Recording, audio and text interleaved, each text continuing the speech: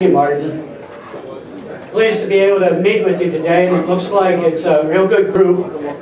We've had quite a few of these meetings already this winter, and every room has basically been packed. You know, as a university professor, I sometimes get paid to lecture at students. And one thing I'm trying not to do with you guys, don't disappoint me. When I come up with something you don't understand, or you've got a question, raise your hand, I'll answer it right then, or at least I'll try to, or maybe I'll be wise enough on some occasions to say, I don't know. So we're going to talk mainly today about Soybean Cyst Nematode. But before I do that, you know, out there on your farms, in addition to the bad nematodes, there are some good nematodes. And maybe not today, but sometime in the future, you're going to be learning more about how some of these good nematodes feed your plants. But today, mainly, we're going to be talking about the bad nematodes. When I get towards the end, I'll talk a little bit about some corn nematodes, because the seed companies are talking to you about some seed treatments and things like that. And I guess there's quite a few sugar beets grown in the county, and well, next Thursday we'll be over at the sugar beet meeting. I'll mention some sugar beet cyst nematodes today also. This one may not show up too good at the back of the room, but over on the left, that map of Michigan, with my apologies to the UP. And you can see that every place it's in green. We knew the nematode was present in those counties. However, we didn't know the extent of the problem. We thought we had overestimated it, because usually people don't send in samples from their 70 bushel fields. They send in samples from their 20 bushel fields. And so it's kind of a biased thing that we have. Over here on the right, for those of you that haven't heard me talk before, and some of you have already heard me this winter, is the cyst of this nematode. This cyst is about the size of a pinhead. If you have under 50 eyesight, about on the 3rd of July, you can see it on the roots of soybeans. If you go to a place in the field where they're not performing the way you want it, and you dig them up and shake the soil off, you'll see those white cysts. As a matter of fact, all of you should have in front of you this little pocket guide.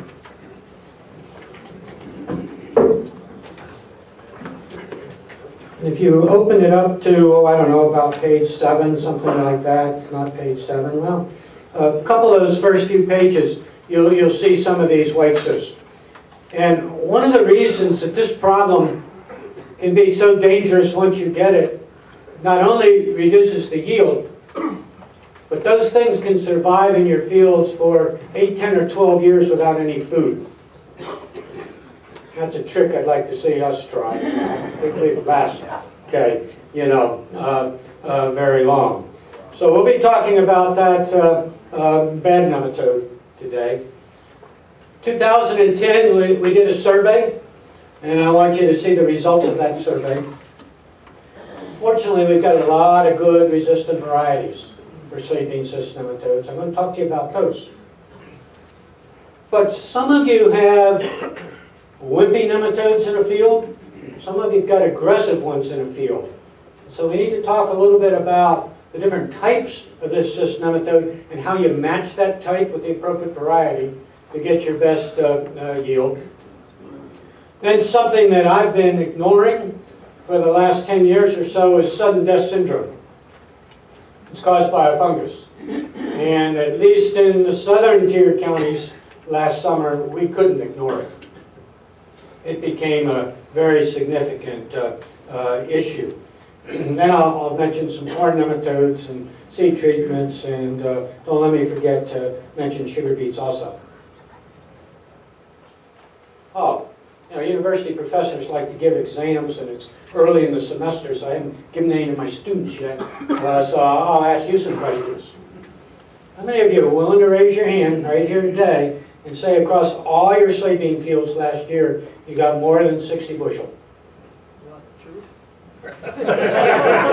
You'd say they were lying, right? Okay. Nobody's raised their hand on that one yet.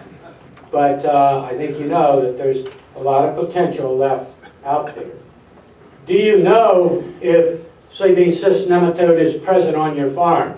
How many are going to raise their hands on that? Now, come on. Okay, 2, 3, 4, 5. You guys actually here have won the contest so far. Most places I've been, 2 people put their hands up immediately. And I got a half a dozen on that question.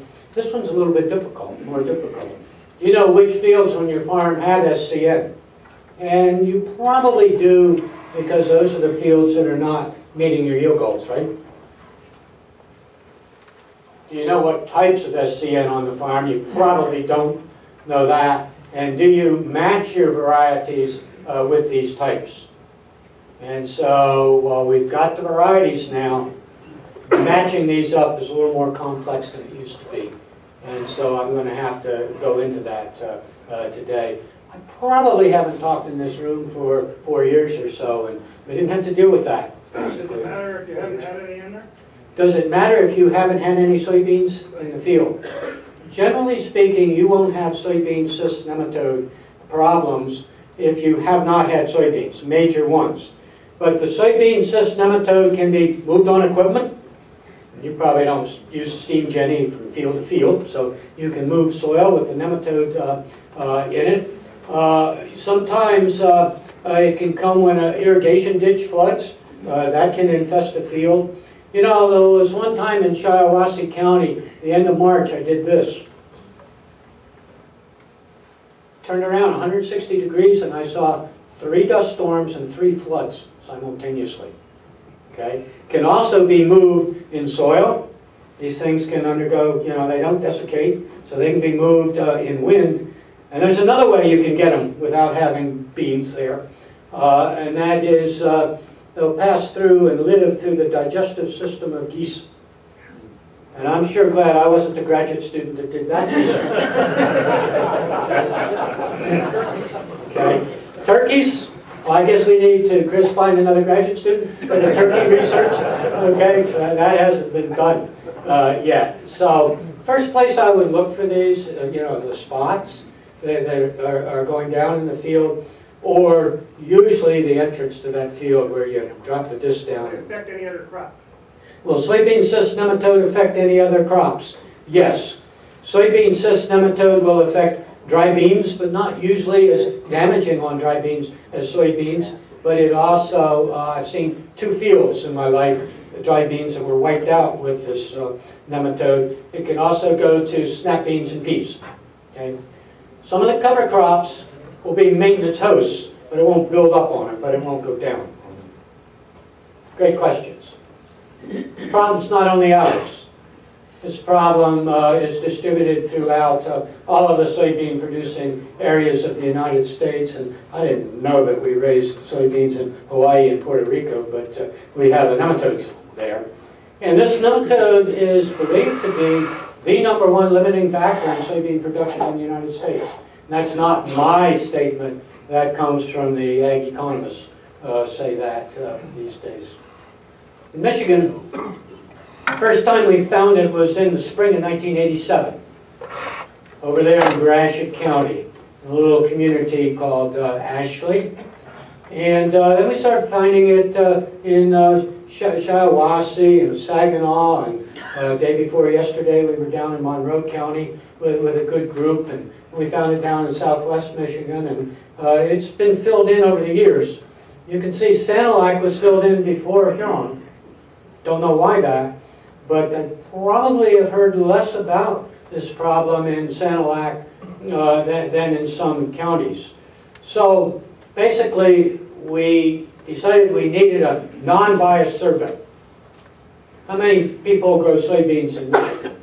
There are about 12,000 of you. So we went to the Frankenmove, to the Michigan Soybean Promotion Committee office, went to the database, and got out 10% of all the soybean growers' names at random for a survey last summer. Then we took another 5% in case there were 1 or 2 of you that didn't want to cooperate with us. And that turned out to be an impossible task. So after we realized that was an impossible task, we cut the whole thing down to 5%. And that meant that we either got soil samples from you or we visited 555 farms last summer, what we were supposed to. We've still got a few more to do this year, 2011. Those 550 farms are scattered across 46 counties. We actually got samples from or visited 400 of those last year. We completed 28 counties. We had 8 partially completed.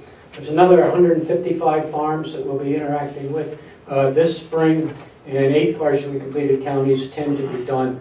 And I really want to congratulate Martin and Bob Battle, because I think of all the counties, we really got the most help from them in helping us go out and take those samples.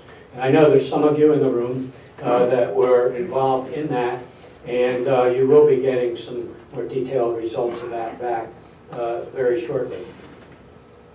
So we divided the counties into 3 parts. The top producing counties based on acreage, the middle ones, and those that don't produce very many soybeans. And this surprised us. We went in each farm to the 3rd field that you intended to plant last year. We didn't want your first field, we didn't want your last field, we didn't want your best field. The 3rd field we thought was kind of a non-biased guess. And for the large producing soybean counties, more than 3 out of every 4 fields we detected the nematode. If you'd asked me to guess a year ago today, I'd have pulled the number 50% out of the air. But you can see for these major soybean producing counties, it was higher than that. For the 9 intermediate counties, from 51 farms, 50%, and from the 11 low acreage counties, 56 farms, about 1 out of every 3. So you can see that nematode is present. Where is it present? What are those counties? So let's take a look at the top 8 Michigan soybean producing counties. 217 farms visited, 78.3%. Gratiot 78%, Huron 73%. That surprised me. Lenawee 86%, Monroe 81%. That didn't surprise me. We didn't know too much about Lenawee.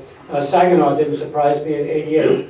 Sanilac, why that's 59 instead of 80, I'm not sure. But that right now it might be a good sign, but let's keep it there. Shiawassee 77 and Tuscola 81.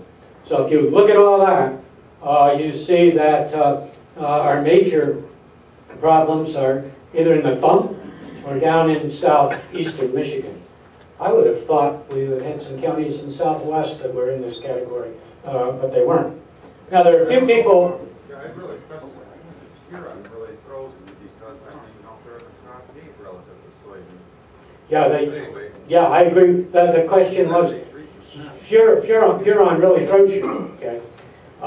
There may be a few taken in and a few taken out because we have a process where we're testing false negatives and false positives, and that has not been completed yet. Okay? So those are up for revision sometime in the future. But Huron throws me. Yeah, I agree with that. So I see some people in the room at the moment that your county is not represented there. So I picked a few others around here. Aranac was down at 20%, Bay 47%, Lapeer 67%, Macomb, I've done a little work over in Macomb, and that was up there around 71, and Midland 57. So you can see the nematode's pretty widely distributed throughout east central Michigan. Any comments or questions on the survey results?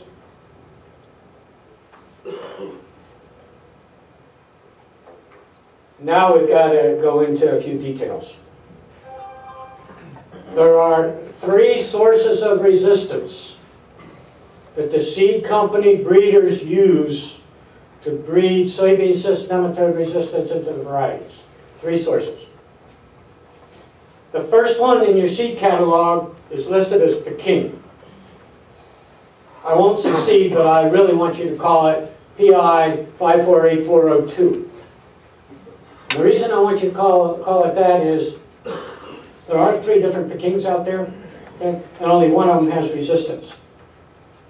And in a few cases, the breeders got the wrong one, but in general, you guys are smart enough so that didn't remain on the market for very long.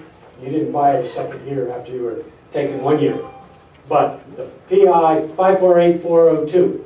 And for that source of resistance, up until recently, we've had trouble getting high-yielding varieties. I believe all of this in the bulletin is covered on pages around 15, something like that. So we now have high-yielding varieties, 50, 60 bushels possible.